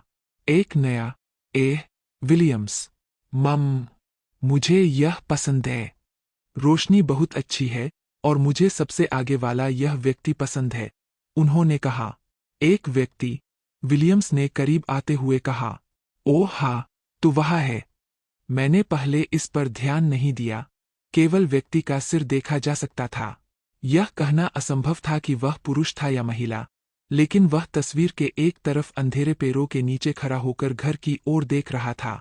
और मुझे लगता है कि रोशनी काफी अच्छी है, 28 विलियम्स ने कहा। हालांकि मुझे अब भी लगता है कि यह थोड़ा महंगा है। मैं इसे कल वापस भेजने वाला था। इसके तुरंत बाद दोनों व्यक्ति विश्वविद्यालय के अपने कुछ दोस्तों के साथ रात्रिभोज के लिए बाहर गए और बाद में विलियम्स ने उनमें से कुछ को पेय के लिए अपने घर वापस बुलाया। उनमें से एक, जो कला में भी रुचि रखता था, नई पेंटिंग पर ध्यान दिया। काफी दिलचस्प, उन्होंने कहा, लेकिन क्या तुम्हें यह बहुत भयानक नहीं लगता, विलियम्स? रोशनी अच्छी है, लेकिन घर के सामने खड़ा वह व्यक्ति काफी डराने वाला है। विलियम्स ड्रिंक डालने में इतने व्यस्त थे कि उस समय वह पेंटिंग को नहीं देख पाए, लेकिन बाद में बिस्तर पर जाते समय उन्होंने इसे फिर से देखा और आश्चर्यचकित रह गए, यह देखने के लिए कि चित्र में कौन व्यक्ति है। अब वह घर के ठीक सामने था, पैरों के नीचे एक तरफ नहीं। वह व्यक्ति अपने हाथों और घुटनों के बल घर की ओर बढ़ता हुआ प्रतीत हो रहा था। वह बेहद पतला लग रहा था और उसने पीठ पर सफेद क्रॉस को छोड़कर बाकी सभी काले कपड़े पहने हुए थे। क्या मैं पागल हो रहा हूं? विलियम्स ने खुद से पूछा। उसने तस्वीर को अलमारी में बंद करने का फैसला किया, लेकिन वह सीधे बिस्तर पर नहीं जाना चाहता था। मैं वह सब कुछ लिखूंगा जो चित्र के यहाँ आने के बाद से हुआ है। फिर सुबह मुझे यह नहीं लगेगा कि यह सब एक सपना है, उसने मन में सोचा। और उसने यही किया। उस रात उसे सोने में बहुत कठिनाई हुई और अगली सुबह उसने अपने एक अन्य मित्र निस्बेट को आकर पेंटिंग देखने के लिए कहने का निर्णय लिया। मैं चाहता हूं कि आप मुझे विस्तार से बताएं कि आप तस्वीर में क्या देख रहे हैं, उसने पेंटिंग दिखाते हुए निस्बेट से कहा। मैं बाद में इसका कारण बताऊंगा। ठीक है, मैं एक देहाती घर देख सकता हूं, अंग्रेजी, मुझे लगता है, चांदनी के पास, निस्बेट ने कहना शुरू किया। चांदनी, विलियम्स ने टोका। क्या आपको यकीन है? जब मुझे पहली बार यह मिला तो वहां कोई चंद्रमा नहीं था। निस्बेट ने अपने दोस्त को अजीब तरह से देखा। क्या मैं जारी रखूं? घर में खिड़कियों की 1 2 3 कतारें हैं। 29 वह व्यक्ति अपने हाथों और घुटनों के बल घर की ओर बढ़ता हुआ प्रतीत हो रहा था। लेकिन लोगों के बारे में क्या? विलियम्स ने फिर से टोका। कोई भी नहीं, निस्बेट ने कहा। लेकिन यह सब क्या है? विलियम्स, मैं एक क्षण में समझाऊंगा, विलियम्स ने उत्तर दिया। क्या तुम और कुछ देख सकते हो? ठीक है, मुझे देखने दो। एकमात्र अन्य दिलचस्प बात यह है कि भूतल पर एक खिड़की खुली है, निस्बेट ने कहा। हे भगवन, विलियम्स चिल्लाया। यह अब घर के अंदर है। वह खुद को देखने के लिए कमरे में दौड़ा। निस्संदेह, निस्बेट का विवरण सही था। विलियम्स उसकी मेज पर गए और 1 या 2 मिनट के लिए तेजी से लिखा। फिर वह कागज के 2 टुकड़े निस्बेट के पास ले आया। पहला उस समय की पेंटिंग का विवरण था, जिस पर निस्बेट ने हस्ताक्षर किए थे। दूसरा, विलियम्स द्वारा 30 रात पहले की पेंटिंग का वर्णन था, जिसे निस्बेट ने पढ़ा लेकिन उस पर विश्वास नहीं किया। निस्बेट ने कहा, यह सबसे अजीब चीज है जो मैंने कभी सुनी या देखी है। पहली चीज जो हमें करनी चाहिए वह है पेंटिंग को दोबारा बदलने से पहले उसकी तस्वीर लेना। तो फिर हमें यह पता लगाने की कोशिश करनी चाहिए कि यह जगह इंग्लैंड में कहाँ है। मुझे लगता है कि वहाँ कुछ अजीब और भयानक घटित हो रहा है, विलियम्स ने तस्वीर के एक तरफ इशारा करते हुए कहा। हम उस व्यक्ति को केवल घर के इस तरफ पैरों के नीचे ही देख सकते थे। जॉन गारवुड तुरंत आए और जब वह अपना विवरण लिख रहे थे, निस्बेट ने पेंटिंग की तस्वीर खींची। फिर तीनों दोस्तों ने घूमने जाने का फैसला किया। निस्बेट ने कहा, शायद इससे हमें अधिक स्पष्ट रूप से सोचने में मदद मिलेगी। वे दोपहर लगभग 5 बजे विलियम्स के घर लौटे और विलियम्स के नौकर रॉबर्ट को बैठे और पेंटिंग को घूरते हुए देखकर आश्चर्यचकित रह गए। जब 3 आदमी अंदर आए तो वह शर्मिंदगी से अपने पैरों पर खड़ा हो गया। सर, मुझे आपकी कुर्सी पर बैठने के लिए माफी मांगनी चाहिए, उसने विलियम से कहा। लेकिन मैं इस तस्वीर को देखना बंद नहीं कर सका। कृपया माफी न मांगे, रॉबर्ट। आप पेंटिंग के बारे में क्या सोचते हैं? मुझे आपकी राय सुनने में दिलचस्पी है, विलियम्स ने कहा। ठीक है सर, यह उस तरह की पेंटिंग नहीं है जिसे मैं अपनी छोटी बेटी को देखने दूं। वह बहुत आसानी से डर जाती है और मुझे लगता है कि बच्चे को गोद में लिए यह अजीब, पतला व्यक्ति उसे बुरे सपने देगा। तीनों लोगों ने कुछ नहीं कहा। वे रॉबर्ट के जाने का इंतजार करने लगे। जैसे ही दरवाजा बंद हुआ, वे पेंटिंग की ओर दौड़ पड़े। रॉबर्ट सही थे। वह अजीब, हड्डीदार व्यक्ति अब तस्वीर में वापस आ गया था, घर से दूर जा रहा था और उसकी लंबी, पतली भुजाओं में एक बच्चा था। 2 घंटे तक तीनों आदमी बैठकर तस्वीर देखते रहे, लेकिन फिर भी इसमें कोई बदलाव नहीं आया। वे खाना खाने गए। रात के खाने के बाद 31 वह अजीब, हड्डीदार व्यक्ति अब तस्वीर में वापस आ गया था, घर से दूर जा रहा था और उसकी लंबी, पतली भुजाओं में एक बच्चा था। वे फिर वापस आए और अब तक वह व्यक्ति जा चुका था और चांद की रोशनी में घर फिर से शांत और शांतिपूर्ण लग रहा था। उन्होंने एंग्ली हॉल को खोजने के लिए एसेक्स और ससेक्स पर किताबें पढ़ने का फैसला किया। यह कठिन काम था, लेकिन कई घंटों बाद एसेक्स के लिए एक गाइड में विलियम्स को निम्नलिखित जानकारी मिली। एनिंग्ले गांव में 12वीं शताब्दी का एक दिलचस्प चर्च है और चर्च के बगल में एक खूबसूरत पार्क में एनिंग्ले हॉल है। जो यह फ्रांसिस परिवार का देशी घर हुआ करता था। इस परिवार का कोई भी सदस्य अब जीवित नहीं है।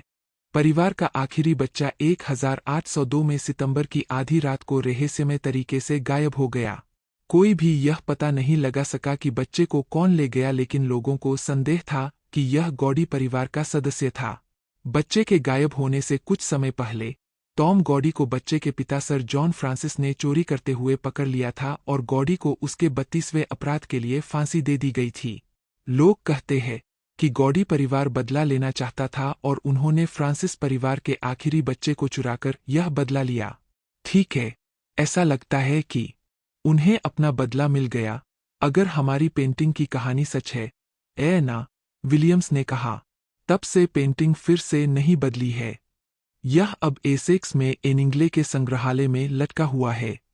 33 अध्याय 7 खोए हुए दिल वर्ष 1811 के सितंबर में एक छोटा लड़का लिंकनशायर के मध्य में अस्वारबी हॉल के दरवाजे पर आया। उसने घंटी बजाई और अपने चारों ओर ऊंचे चौकोर 18वीं सदी के घर को देखा। शाम की रोशनी इमारत पर पड़ी, जिससे खिड़कियां आग की तरह चमकने लगीं। हॉल के सामने पेड़ों से भरा एक पार्क और एक घड़ी वाला चर्च था। लड़के को यह सब बहुत सुखद लग रहा था, क्योंकि वह किसी के दरवाजा खोलने का इंतजार कर रहा था। लड़के के माता पिता मर चुके थे और उसके बुजुर्ग चचेरे भाई श्री एबनी ने उसे अस्वारबी में जाकर रहने की चेतावनी दी थी। जो लोग मिस्टर एबनी को जानते थे वे उनके प्रस्ताव पर आश्चर्यचकित थे, क्योंकि उन्हें लगा कि वह एक ऐसे व्यक्ति थे जिन्हें लोगों से अधिक किताबें पसंद थीं और जो अकेले रहना पसंद करते थे। मिस्टर एबनी ने दरवाजा खोला और अपने युवा चचेरे भाई को देखकर बहुत खुश हुए। स्टीफन इलियट, उसने तुरंत सवाल पूछना शुरू कर दिया, तुम्हारी उम्र क्या है? मेरा लड़का, आप कैसे हैं? और तुम्हारी उम्र क्या है? मेरा मतलब है, मुझे आशा है कि आप रात का खाना खाने के लिए बहुत थके हुए नहीं होंगे। नहीं, धन्यवाद सर, स्टीफन ने कहा, मैं बिल्कुल ठीक हूं।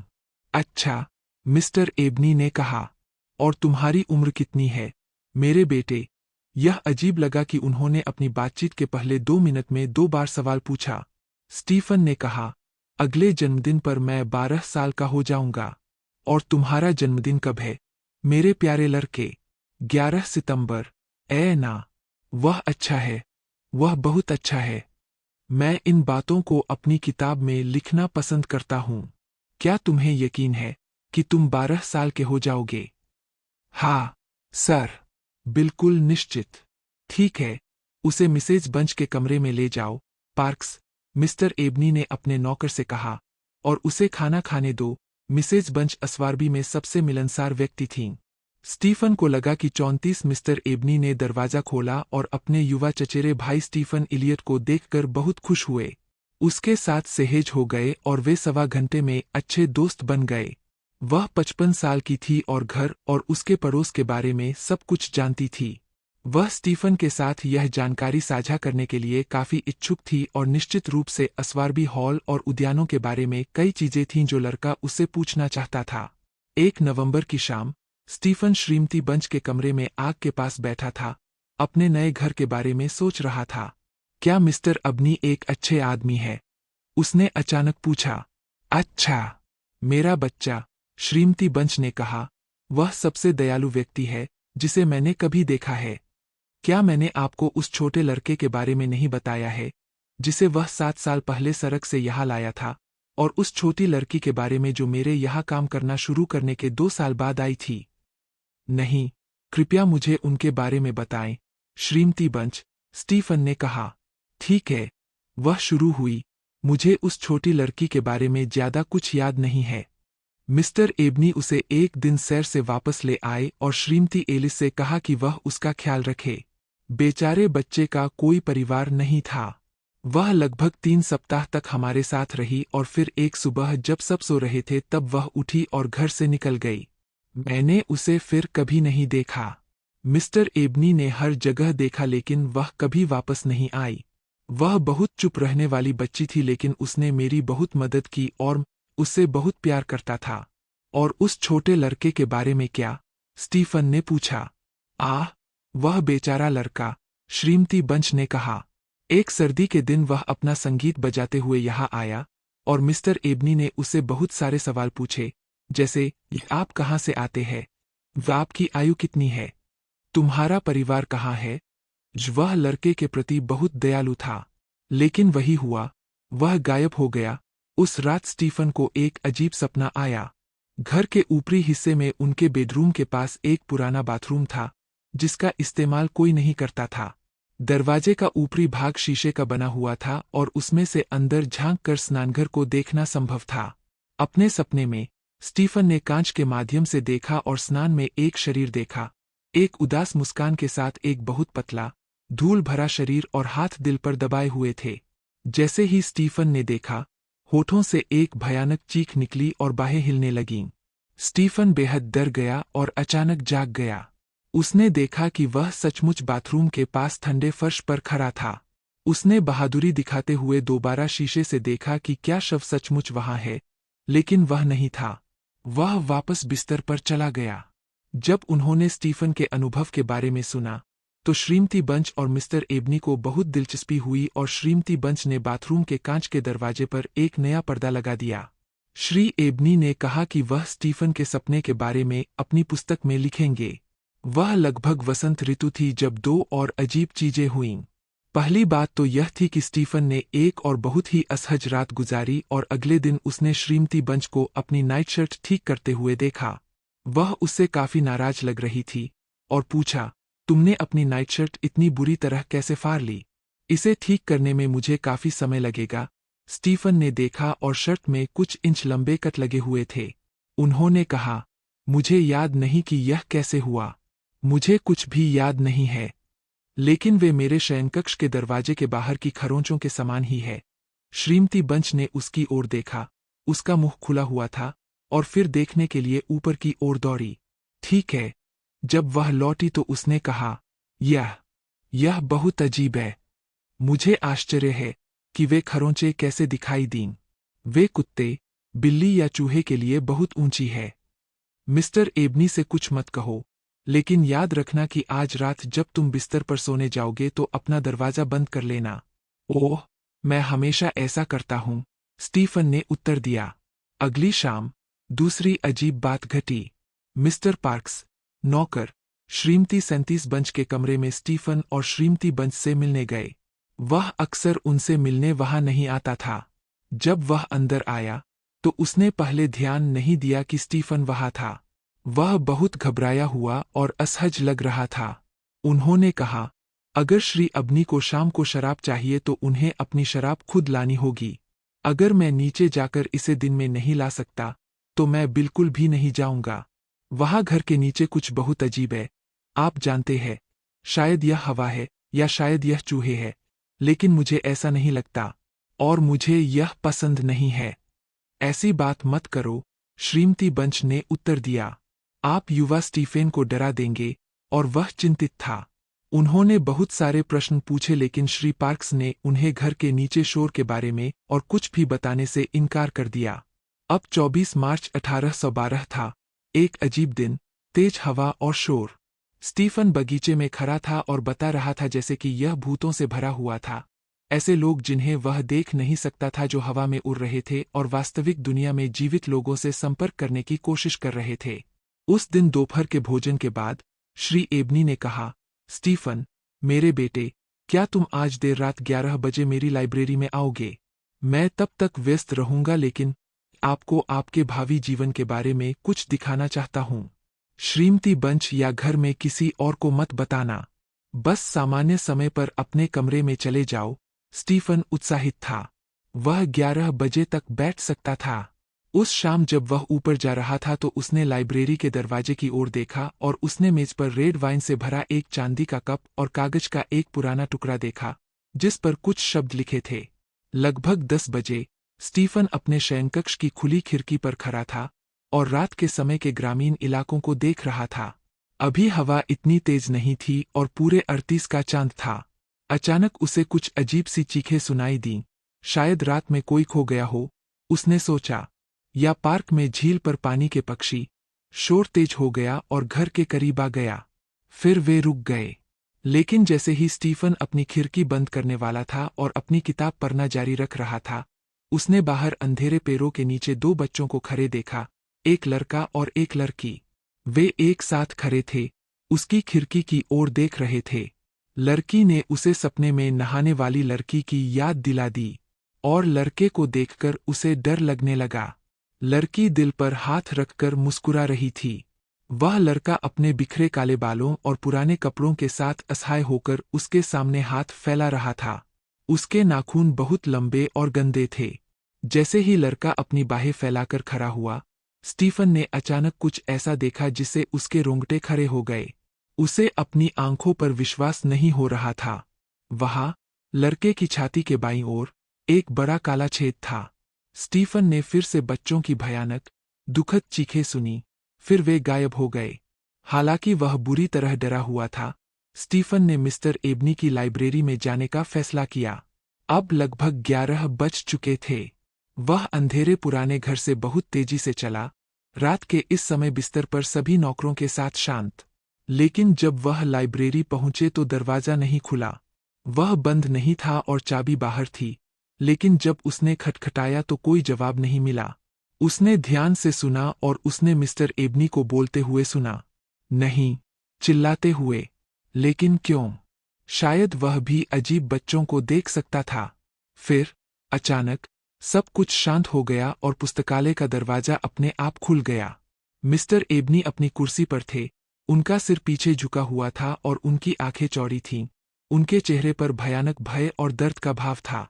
उसकी छाती के बाईं ओर एक बड़ा छेद था और स्टीफन उसका दिल देख सकता था। लेकिन उसके हाथ पर खून नहीं था और मेज पर रखा लंबा चाकू बिल्कुल साफ था। पुस्तकालय की खिड़की खुली थी और हवा ने भयानक नृत्य करते हुए पर्दों को उड़ा दिया। मेज पर एक पुरानी किताब खुली हुई थी और स्टीफन ने यह पढ़ा, हजारों साल पहले लोगों ने पता लगाया कि आप 39। स्टीफन को अचानक कुछ ऐसा दिखाई दिया जिससे उसके रोंगटे खड़े हो गए। वहां लड़के की छाती के बाईं ओर एक बड़ा काला छेद था। दुनिया को नियंत्रित करना, उड़ना, गायब हो जाना या कुछ और बन जाना, सब कुछ जादू से। लेकिन इस जादू का उपयोग करने में सक्षम होने के लिए पहले 21 वर्ष से कम उम्र के 3 युवाओं के दिलों को बाहर निकालना आवश्यक है। मैंने लगभग 20 साल सावधानीपूर्वक 3 युवाओं को चुनने में बिताए हैं, जिन्हें मैं बिना किसी को पता चले मार सकता हूं। पहला 24 मार्च 1791 को फोबे स्टेनली था। दूसरा 23 मार्च 1805 को एक इतालवी लड़का जियोवानी पाओली था। और आज रात 24 मार्च 1812 को मेरे लिए मरने वाला आखिरी बच्चा मेरा चचेरा भाई स्टीफन इलियट होगा। इन बच्चों के शव कभी किसी को नहीं मिलेंगे। पहले 2 को मैंने अपने वाइन सेलर में छिपा दिया है। हालांकि मैं मंजिल पर हूं और मैं आज रात तीसरे बच्चे के साथ भी ऐसा ही करूंगा। इन बच्चों के भूत वापस आ सकते हैं, किताबें मुझे बताती है, भयानक रूप से रोते हुए। वे उस आदमी का दिल लेने की कोशिश कर सकते हैं जिसने उन्हें मारा, लेकिन मेरे साथ ऐसा नहीं होगा, मुझे यकीन है। स्टीफन ने पढ़ना समाप्त किया और अपने बुजुर्ग चचेरे भाई के शरीर को देखा। वह चुपचाप कमरे से बाहर चला गया और दरवाजा बंद कर लिया। कई वर्षों तक लोग श्री एबनी की मृत्यु के बारे में सोचते रहे। उन्होंने कहा, यह एक जंगली बिल्ली रही होगी जो खुली खिड़की से अंदर आई और गरीब आदमी को मार डाला। लेकिन स्टीफन को सच्चाई पता थी। 41 अध्याय 8 मार्टिन्स झील। मार्टिन्स क्लोज से मैं पश्चिमी देश में अपने एक अच्छे दोस्त के साथ हत्या कर रहा था। मैं शुक्रवार रात को पहुंचा और मेरा दोस्त शनिवार की सुबह मुझे गांव दिखाने का इच्छुक था। मैं तुम्हें घुमाऊंगा और सब कुछ दिखाऊंगा। फिर मैं चाहता हूं कि आप मेरे एक मित्र जॉन हिल से मिलें। वह लगभग 70 साल का है और गांव का सारा इतिहास जानता है। और सुनिश्चित करें कि आप उससे मार्टिन झील के बारे में पूछें। क्यों? क्या यह मछली पकड़ने के लिए अच्छी जगह है? मैंने पूछा। वो हंसा। कुना, नहीं, अब इसमें पानी नहीं है।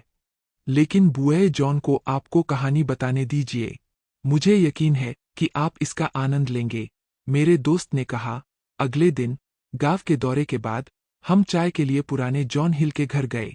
हमने बूढ़े व्यक्ति को झील की कहानी बताने के लिए राजी किया। यह 1683 का क्रिसमस था और एक युवा सज्जन, जॉर्ज मार्टिन, कैम्ब्रिज विश्वविद्यालय से गांव लौटे थे।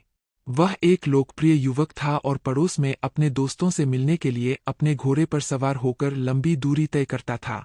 एक रात बहुत तेज बर्फबारी हो रही थी, इसलिए उसने गांव के बाहर अपने घर तक जाने के बजाय यहां एक छोटे से होटल में रुकने का फैसला किया। चूंकि क्रिसमस का दिन था, होटल में संगीत और नृत्य का माहौल था और एक को छोड़कर सभी युवक और युवतियां एक साथ नृत्य कर रहे थे। उसका नाम एन क्लार्क था और वह होटल में काम करती थी। वह एक मासूम जवान लड़की थी, बहुत बुद्धिमान नहीं थी। दरअसल लोग उनकी पीठ पीछे उन पर हंसते थे और निस्संदेह कोई भी युवक उसके साथ नृत्य नहीं करना चाहता था। लेकिन युवा सज्जन जॉर्ज मार्टिन को उस पर दया आ गई और उन्होंने उसे नृत्य करने के लिए कहा। बैंड एक पुराना गाना 42 बजा रहा था जिसका नाम था lady will you walk will you talk with me. सभी ने देखा कि बेचारी लड़की अपने साथ डांस करने के लिए किसी को पाकर कितनी खुश थी। उसका चेहरा मुस्कान से खिल उठा।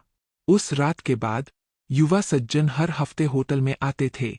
जब वह अपने घोड़े पर आता था तो वह गाना गाता था और एन क्लार्क उसे सुनते ही उससे मिलने के लिए दौड़ पड़ती थी। दोनों अक्सर झील के किनारे एक साथ घूमने जाते थे और कुछ लोगों का कहना है कि उन्होंने उन्हें चुंबन करते देखा था। यह कुछ महीनों तक चलता रहा जब तक जॉर्ज मार्टिन के माता पिता को उनके लिए पत्नी नहीं मिल गई। वह एक खूबसूरत, अमीर युवती थी और बहुत अच्छे परिवार से थी।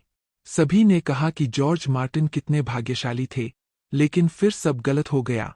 युवती ने एन क्लार्क के बारे में सुना और क्रोधित हुई कि उसके जैसा सज्जन व्यक्ति एक साधारण देहाती लड़की के साथ घूम रहा था। उसने उससे शादी करने से इनकार कर दिया। बेशक उसे एन से मिलने का अफसोस था और इतनी खूबसूरत युवा पत्नी को खोने पर वह बहुत गुस्से में था। लोग कहते हैं कि अगली बार जब उसने एन को देखा तो उनमें बहस हुई और उसने उसे मारा। एक हफ्ते बाद उन्हें फिर से एक साथ देखा गया। उसने उससे कुछ शब्द कहे और फिर चला गया। उनका कहना है कि वह पूरे दिन बहुत खुश लग रही थी, लेकिन कुछ ही समय बाद वह पूरी तरह से गायब हो गई। उसका कहीं कोई पता नहीं चल सका। कुछ सप्ताह बाद जॉर्ज मार्टिन फिर से होटल में आए, बार में गए और पेय मांगा। एन क्लार्क की दोस्त सारा नामक एक युवा महिला ने उसकी सेवा की। क्या आप एन को ढूंढ रहे हैं, सर? उसने पूछा। क्योंकि उसे कई हफ्तों से किसी ने नहीं देखा है, उसने गुस्से में जवाब दिया कि नहीं, वह उसे नहीं ढूंढ रहा था और वह अकेले बैठा बियर पी रहा था। सारा ने कुछ गिलास धोना शुरू कर दिया और बिना सोचे समझे गाना गाना शुरू कर दिया। लेडी, क्या तुम चलोगे? क्या तुम मुझसे बात करोगी? युवा सज्जन का चेहरा पीला पड़ गया और उन्होंने उसे तुरंत गाना बंद करने के लिए कहा। बेशक वह तुरंत रुक गई, लेकिन फिर अचानक उसने दरवाजे के बाहर गाना जारी रखते हुए एन की आवाज सुनी। यह 43 वर्ष है। वह वापस आ गई। सारा रोई और दरवाजे की ओर भागी। रुको, जॉर्ज मार्टिन चिल्लाया, लेकिन तब तक बहुत देर हो चुकी थी। दरवाजा खुला और तेज ठंडी हवा ने सारे लैंप बुझा दिए, जिससे कमरा पूरी तरह से अंधेरा हो गया। सारा ने किसी को फर्श पर चलते हुए सुना और बड़ी अलमारी का दरवाजा खुला और बंद हो गया। जब उसने फिर से लैंप जलाया तो उसने अलमारी के दरवाजे के नीचे कुछ ऐसा देखा जो किसी महिला की पोशाक के निचले हिस्से जैसा दिख रहा था। सारा डर गई और उसने बार में मौजूद एक आदमी से अलमारी खोलने को कहा। जैसे ही उस आदमी ने अलमारी का दरवाजा खोला, जॉर्ज मार्टिन चिल्लाया और बार से बाहर सड़क पर भाग गया। अलमारी से एक छोटी सी मानव आकृति निकली, जो गीले कपड़े पहने हुए लग रही थी। किसी ने उसका चेहरा नहीं देखा, लेकिन जब वह बार से होकर बाहर अंधेरे में गुजरा तो सभी को ठंडी हवा का एहसास हुआ। जॉर्ज मार्टिन को देखने वाला अगला व्यक्ति एक युवा लड़का था, जो झील से मछली पकड़कर घर आ रहा था। उन्होंने कहा कि उन्होंने एक युवा सज्जन को पानी की ओर भागते हुए देखा। लो, ठीक है, बहुत डरा हुआ। उसने एक पैर से एक शाखा तोड़ दी और उसके साथ पानी में चारों ओर टटोलना शुरू कर दिया। कुछ मिनटों के बाद शाखा किसी चीज से टकराई और झील की गहराई से चीख जैसी अजीब आवाज आई। जॉर्ज मार्टिन ने अपनी कारों को अपने हाथों से ढक लिया और चिल्लाने भी लगे। जैसे ही उसने ऐसा किया, लड़के ने देखा कि एक मानव आकृति पानी से बाहर आई और युवा सज्जन को पैरों की ओर भगा ले गई। लड़का भागा और पुलिस को बुलाया।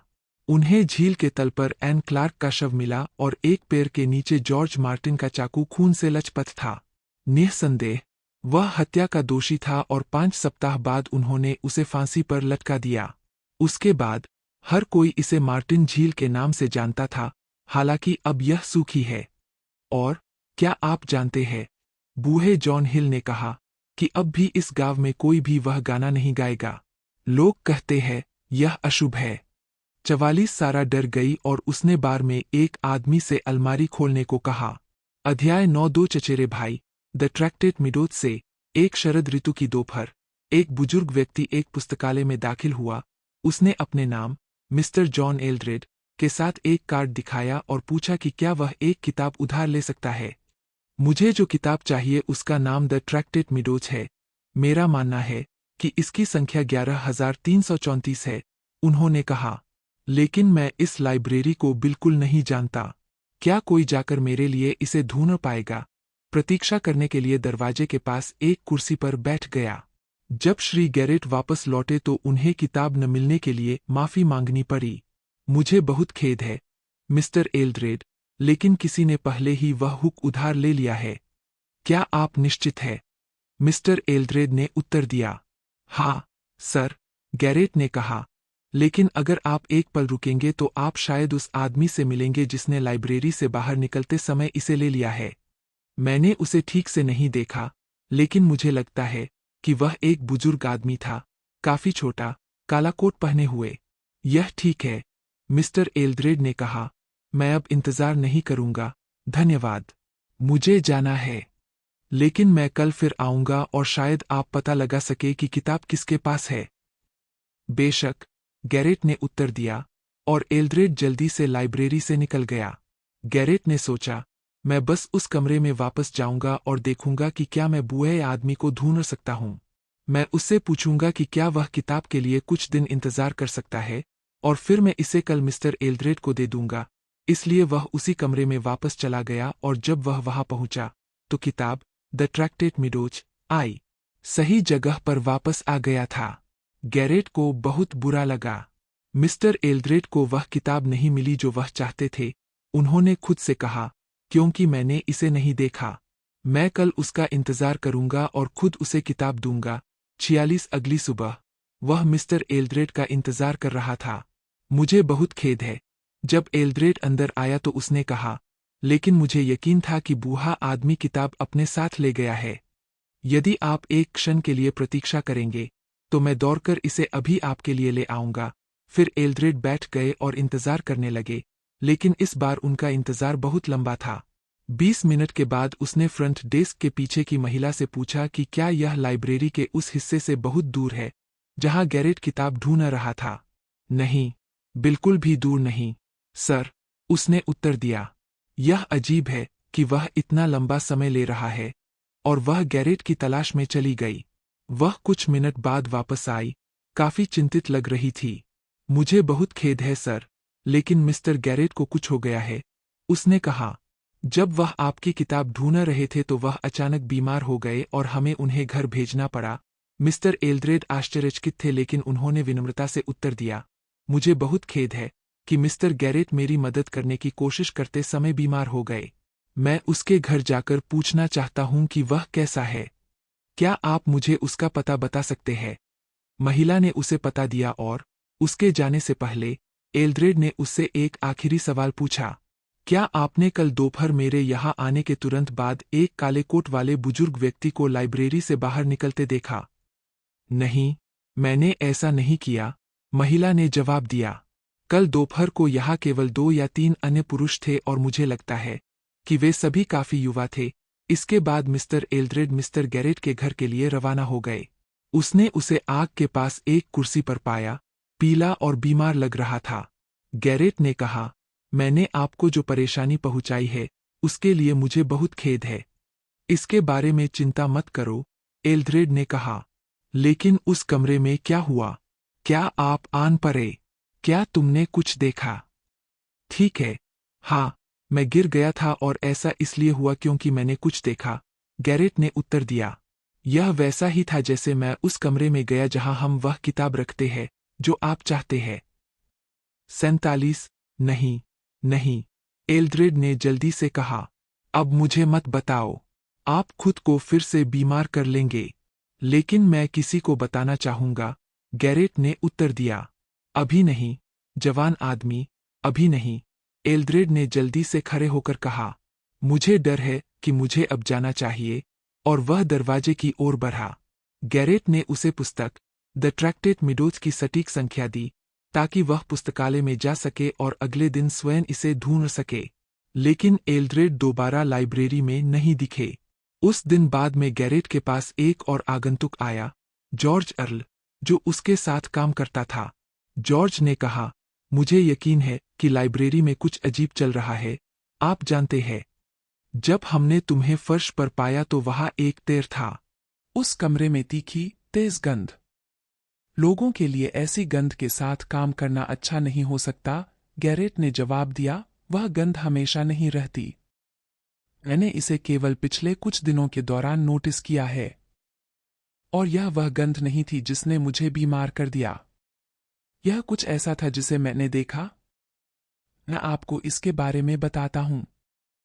मैं आज सुबह उस कमरे में एक आदमी, मिस्टर एल्ड्रेड, के लिए किताब लेने गया, जो नीचे इंतजार कर रहा था। एक दिन पहले दोपहर में मैंने काले कपड़े पहने एक छोटे कद के बूढ़े आदमी को वही किताब निकालते देखा, लेकिन जब मैंने दोबारा देखा तो किताब वहीं थी, अपनी जगह पर। इसलिए आज सुबह मैं मिस्टर एल्ड्रेड के लिए इसे लेने वापस गया, लेकिन काले रंग का वही बूढ़ा आदमी फिर से वहां था। इस बार मैंने उसे और करीब से देखा और देखा कि उसकी त्वचा सूखी, भूरी और धूल भरी थी। उसके बिल्कुल भी बाल नहीं थे। भयानक, वह था सचमुच बदसूरत। वह उस किताब के पास एक किताब पढ़ रहा था जिसे मैं चाहता था, और जब वह मुड़ा तो मैंने उसका चेहरा देखा, और उसकी आंखें नहीं थीं। यह एक भयानक सदमा था। मेरे कान के अंदर अचानक सब कुछ काला पड़ने लगा और मैं गिर गया। मैं आपको और कुछ नहीं बता सकता। गैरेट के काम पर लौटने से पहले लाइब्रेरी में उसके बॉस ने उसे अपने अनुभव को भूलने की कोशिश करने के लिए 1 सप्ताह की छुट्टी लेने, कहीं दूर जाने और कुछ ताज़ी हवा लेने के लिए कहा। इसलिए वह अपना सामान लेकर स्टेशन गया और बर्नस्टोन्सी के लिए ट्रेन का इंतजार करने लगा।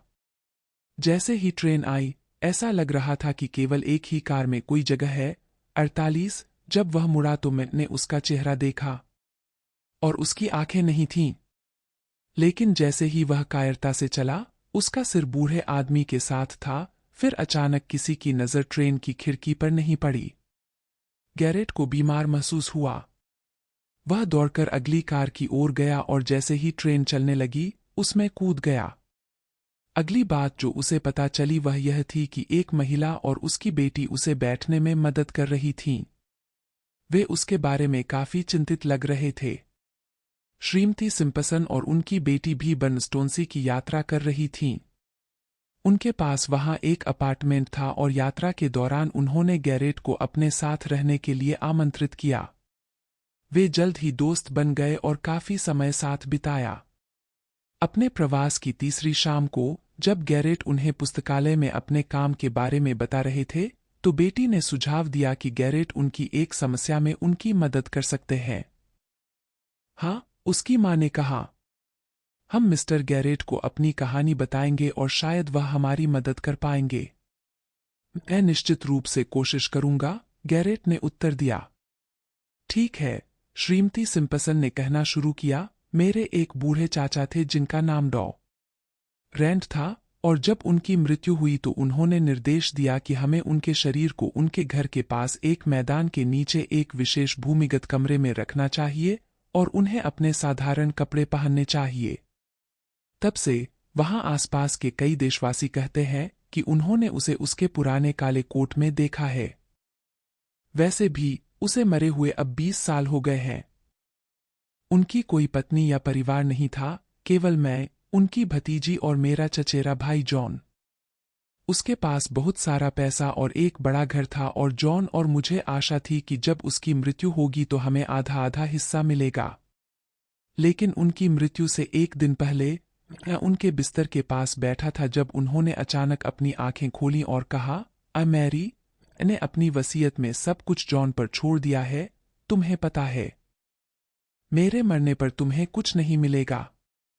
यह मेरे लिए एक झटका था, क्योंकि मैं और मेरे पति अमीर नहीं थे और हमें पैसों की जरूरत थी, लेकिन मैंने कुछ नहीं कहा क्योंकि मुझे लगा कि वह कुछ और कहना चाहते थे।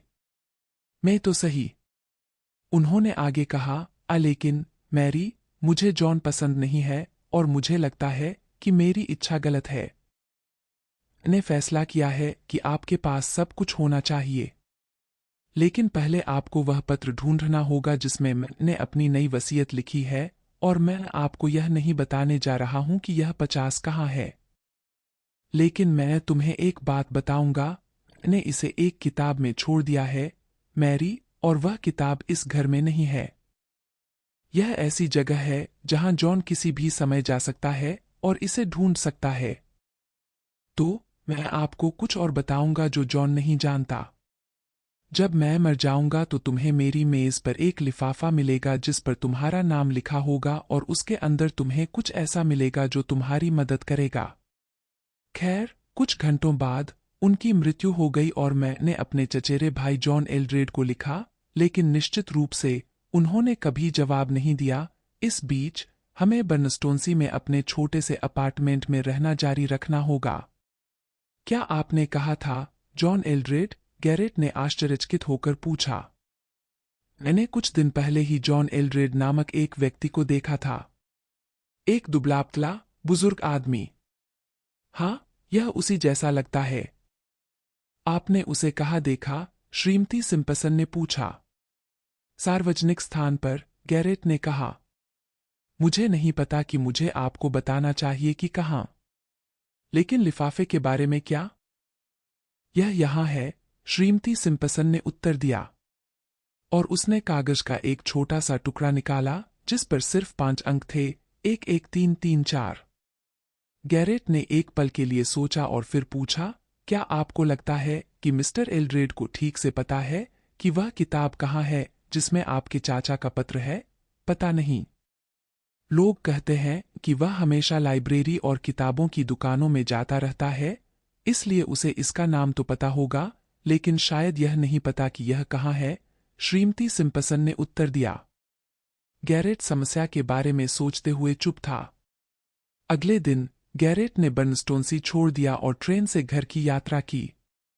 उसे याद नहीं आ रहा था कि मिस्टर एल्ड्रेड जिस किताब को इतनी बुरी तरह से चाहते थे, उसका लाइब्रेरी नंबर वही था जो मिसेस सिम्पसन के कागज के टुकड़े पर था, लेकिन वह जानता था कि 3 संभावनाएं थीं, 1.13.34, 11.33.4 या 11.3.34। जैसा कि इस ट्रेन आते ही वह लाइब्रेरी में देखने गया। 11.33.4 सही जगह पर था, लेकिन 11 मार्च 1934 वहां नहीं था। वह दौड़कर सामने की मेज पर गया और वहां मौजूद महिला से पूछा, क्या किसी ने किताब संख्या 11 मार्च 1934 निकाल ली है? 51, मुझे कैसे पता चलेगा? क्या आपको लगता है कि मैं लोगों द्वारा निकाली गई सभी पुस्तकों की संख्या याद रख सकती हूं? महिला ने उत्तर दिया। ठीक है, क्या मिस्टर एल्ड्रेड यहां वापस आ गए हैं? आप जानते हैं, वह बूढ़ा व्यक्ति जो उस दिन यहां था जब मैं बीमार हो गया था? नहीं, वह स्वयं यहां वापस नहीं आया है, लेकिन उसने मुझे कुछ पैसे भेजे थे और मुझे भेजने के लिए कहा था उसे एक किताब। बेशक, मैं मना नहीं कर सका। अगर कोई आपको पैसे भेजे और आपसे ऐसा कुछ करने के लिए कहे तो आप क्या करेंगे? मुझे लगता है कि मैं भी ऐसा ही करूंगा। क्या आप मुझे मिस्टर एल्ड्रेड द्वारा भेजा गया टिकट दिखा सकते हैं और कृपया मुझे उनका पता बता सकते हैं? यह रहा टिकट, महिला ने कहा। पुस्तक क्रमांक 11 मार्च 1934 है। क्या यह वही नंबर नहीं है जो आपने अभी कहा था कि आप चाहते हैं? मुझे डर है कि मैंने पता नहीं रखा। आपने किताब कब भेजी? गैरेट ने पूछा। आज सुबह 10:30 बजे। अच्छा, अभी केवल 1 बजे है, उसने सोचा। लेकिन उसे पता कैसे मिले? उसने जल्दी से सोचा और फिर याद आया कि जॉन एल्ड्रेड अपने चाचा के घर में रह रहा था, जिस घर के बारे में श्रीमती सिम्पसन और उनकी बेटी को पता था कि वह वास्तव में उनका है। और यदि मृत चाचा ने उस पत्र के साथ वह पुस्तक इस पुस्तकालय को दी है तो वह हमारी सूची में होनी चाहिए। और मुझे पता है कि उनकी मृत्यु लगभग 20 साल पहले हो गई थी। गैरेट्सो ने सोचा। उन्होंने सूची ढूंढी और 1870 की ओर मुड़े। वहां यह था, 14 अगस्त 1875, द ट्रैक्टेट मिडोथ, ब्रेटफील्ड हाउस के डॉक्टर जे रेंट द्वारा दिया गया। गैरेट ने मानचित्र पर ब्रेटफील्ड हाउस की तलाश की। उसने पाया कि यह लगभग 2 घंटे की ट्रेन यात्रा थी। वह तुरंत स्टेशन के लिए रवाना हुआ और ट्रेन पकड़ी। पूरे समय सोचता रहा कि वह मिस्टर एल्ड्रेड से किताब के बारे में क्या कहने जा रहा है और वह इसे अपने साथ वापस क्यों ले जाना चाहता है।